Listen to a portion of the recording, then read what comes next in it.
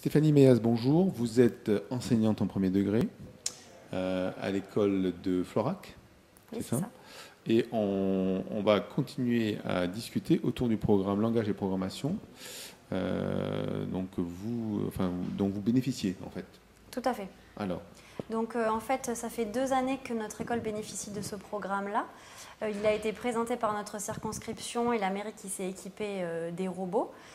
Donc on a fait partie l'année dernière d'un projet expérimental, on peut dire. Donc on a commencé avec des élèves de cycle 3, on a fait 2 groupes de 8.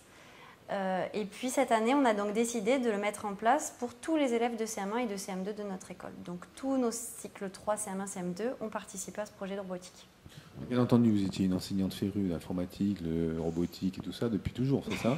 Alors on va dire pas forcément, mais comme on l'a dit, ce module-là, les robots, c'est vrai que c'est attrayant et du coup ça donne envie même aux collègues non forcément de formation scientifique de se lancer. Voilà, c'est innovant pour tout le monde. Alors, vous êtes enseignante surnuméraire, c'est Oui, ça? tout à fait. Il faut le spécifier. Vous aviez une culture scientifique quand même au départ. Oui, de formation. Mais vous avez quand même une formation Tout à fait. dispensée. Vous pouvez expliquer un petit peu comment Alors ça effectivement, c'est-à-dire que donc, ce module-là a été présenté par l'INRIA, là où on se trouve. Et donc du coup, nous avons aussi nous-mêmes fait les séances qui ont été ultérieurement proposées aux enfants. Donc on a eu besoin d'un bagage un petit peu scientifique au moins pour comprendre qu'est-ce qu'un robot et comment il fonctionne. Et ensuite utiliser le logiciel de programmation. Donc on a eu effectivement une formation aussi enseignante.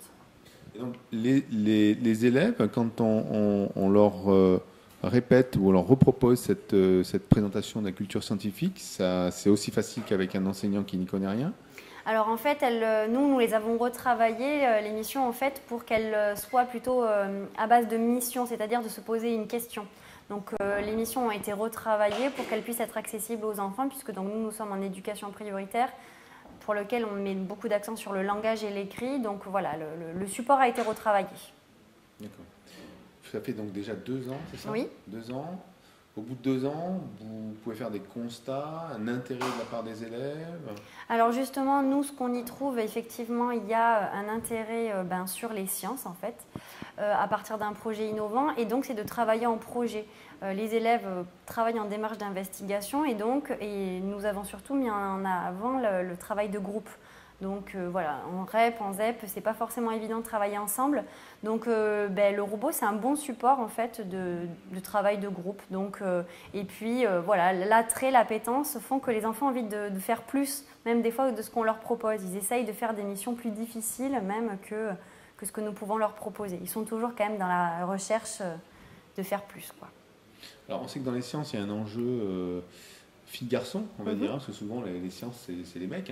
On n'a qu'à voir ce colloque, 90% des gens qui sont là sont des hommes. Et donc c'est aussi une des missions du programme? Tout à fait, c'est vrai qu'on essaye, nous quand le projet, la première année a été proposé, nous avons déjà choisi qu'il soit mixte à égalité. Et puis on a essayé justement de montrer aussi aux filles qu'il y a forcément des professions scientifiques qui sont accessibles pour tout le monde. Donc nous déjà à l'école on travaille beaucoup la mixité, puisque nous aussi nous sommes une école où il y a beaucoup de garçons déjà en termes d'enfants. Donc on travaille la mixité au quotidien et même à travers les sciences, voilà, nous avons fait des équipes, enfin les enfants se sont mis en groupe mixte et donc on travaille aussi la mixité dans les sciences.